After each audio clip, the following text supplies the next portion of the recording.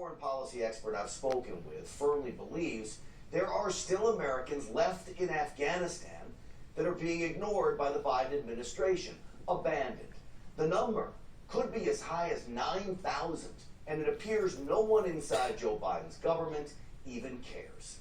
So, with the media's refusal to cover this all-important story, there is no pressure on the Biden administration to get these Americans out.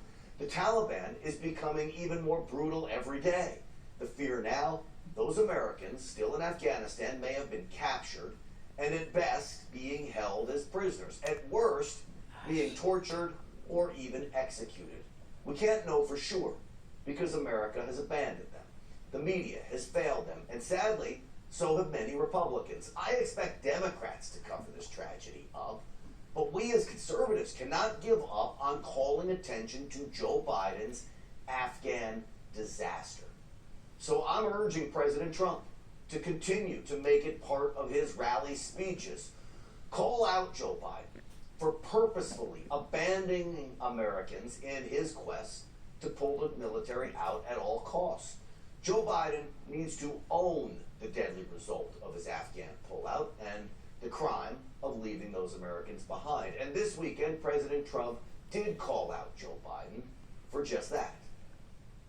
We created a great new, beautiful military, and they gave $85 billion of it away to the Taliban. Thank you very much, including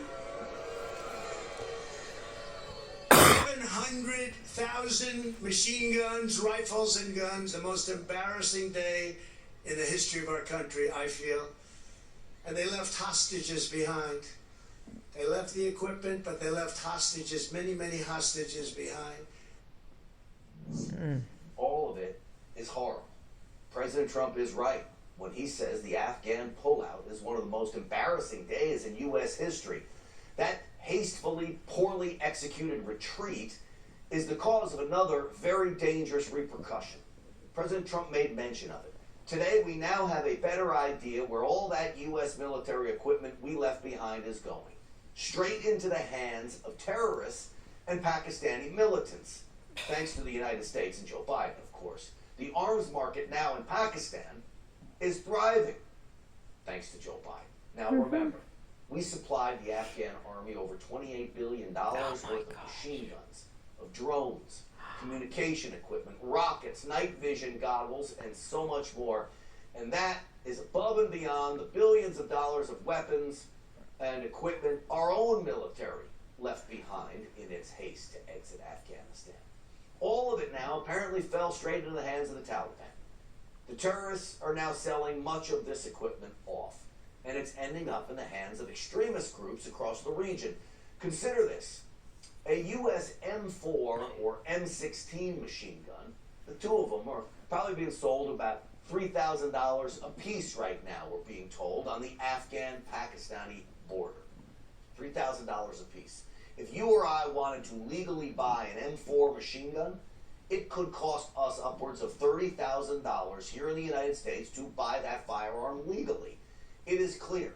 Right now in Afghanistan, bad actors, terrorists, and other evildoers are crossing the Pakistan border to buy up these arms that by all accounts are being sold at bargain prices. You and I pay 30 grand, they're paying 3,000, which means Joe Biden, ironically, with his hatred for guns, is responsible for the largest illegal arms market in the world. So someone who knows all too well about the dangers these weapons pose in the hands of our enemies is former Green Beret and now Congressman from Florida, a man who serves on the House Armed Services Committee. I'm talking about Republican Mike Waltz. Congressman, great to have you back. Yeah, thanks, and thanks so much for covering this when the Biden administration wants to do anything and everything to make America forget. So let's take it step by step, Congressman. By all accounts, there are still Americans still left in Afghanistan. Any word on them? Is there any indication that our military, the Pentagon, the State Department is trying to find these people? Nope. Look, you're absolutely right. Joe Biden left thousands of Americans behind, Thousands of our allies behind, and are now letting literally millions of people starve at the hands hands of the Taliban. And no, they're not doing anything. They're still processing slowly, methodically, as fast as bureaucrats go in terms of some of our allies, the interpreters on the SIV program. But then they get the visa and they have no way to get out. That's the problem. Heck, I just got a call from one of my interpreters who stood and fought with me, fought for our flag, was willing to die for our values, and his cousin was hooked to the back of the Taliban truck and drugged to death. They literally drug him behind the truck until he died. His brother was kidnapped. They were able to bribe him out, but at the end of the day, at the end of the day, they beat him to death.